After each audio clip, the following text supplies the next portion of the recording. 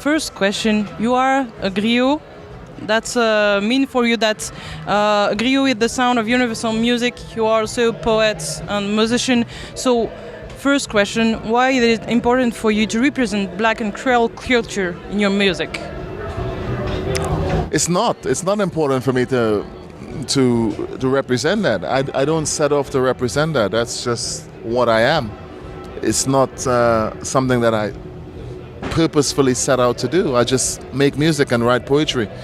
And how it comes out is how it comes out. I don't set off to write black poetry or black music or Creole poetry. It's just what happens. And so, could you tell me what's your definition of poetry and music? My definition of? Poetry and music. Well, they're two separate things.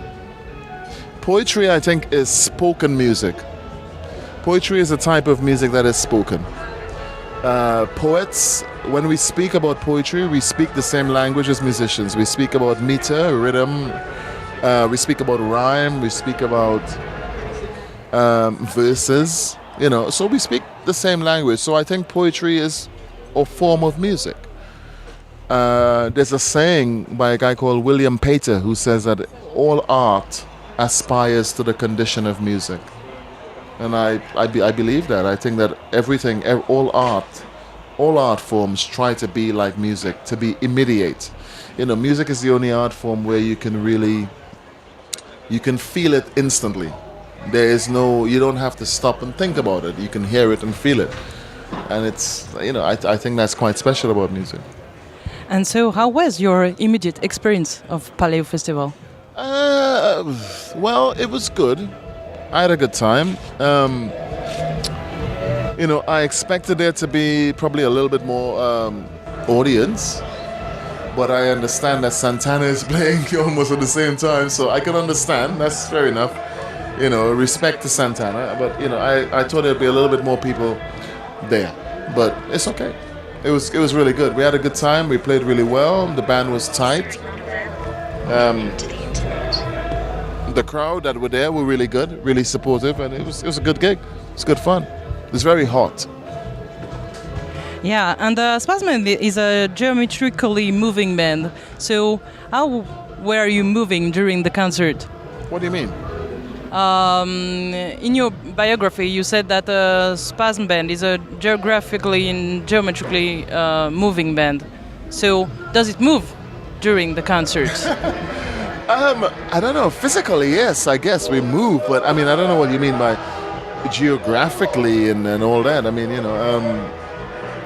I don't know what you mean. No, I think when we're on stage, we're pretty much a unit. We're not like, different geographies. We come together, So I don't know exactly what that means. Moving geographically, I'm not sure what that means. Okay, maybe it will be more clear when I ask you what are the differences between rubber orchestras, which is for me more rock and jazzy than Caribbean that you did first. Yeah. So maybe the band and you are moving in your music. Well, we're evolving. I think evolution is a good thing. The album Rubber Orchestras was produced by a guy called Malcolm Cato, who had specific ideas about what he wanted us to sound like. So it's hard to compare that album with the other album, the album before, because the album before we were pretty much free to do what we wanted in the studio. So that album, I guess, is a more truer the Birdhead Sun album is a more truer representation of where we were at that point in time in a very raw way. Malcolm came and produced and made it a lot more accessible and a lot slicker and a lot more produced. And I think that was great. I think he did a good job. But I think all bands evolve, and we evolved from the first album to the second album to the third album. It's a natural evolution. Could you tell me if this evolution explained the fact that on this album you have more invited musicians than on the others? Well, I don't know if that's evolution. That's about geography. That's the fact that we recorded it in London.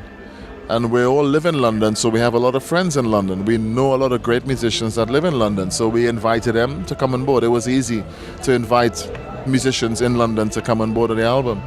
So it's not about. I mean, I guess it is a bit about opening up and sort of opening. This album I tried to be more social, more public, talk about things that are more accessible to people. The Birdhead Sun album was very autobiographical. It was about me and my life in Trinidad. The Rubber Orchestras album was more about the society that I was living in London. So it was more about opening up. I understand. And you are talking about opening. So could I let you 30 seconds to speak to the world of something that is important for you? Oh, come on. That's something that's important to me? What's important to me? Well, what's important to me I mean, there's a lot of things that is important to me. What's important to me at the moment, what I'm thinking about, one of the things I'm thinking about is that the tradition of calypso, Trinidadian calypso music, is being lost. The tradition of the original Trinidadian calypso is kind of being eroded by history, and there's only one band called Cobo Town, which are from Toronto, which are managing to keep it alive. So I'm pretty much concerned about that, because they're the only one that's keeping calypso alive at the moment. Calypso, real authentic old calypso. That's one of the things I'm thinking about. I think about a lot of things. That's a very big question. I mean, come on. So my last question is a little bit strange. Okay. You told once, you told once that being on a scene is the best thing in the world, but maybe sweets can be best thing in the world. So, do you remember your favorite flavor of lollipop? What? My favorite color of lollipop. I actually like orange flavor lollipops. But I mean, yeah, I do. I don't know why. And does it remember you something? Well, it kind of reminds me of my childhood. Yeah, of course. It reminds me of being a child in Trinidad. Wow, this can't be. Is this an orange? Yeah. No way. Wow, thank you very much. I appreciate it. I'm going to eat this right now. Thank you very much. Thank you. It was a pleasure to meet you. And so, have a nice concert with Santana. Bye-bye. Thank you.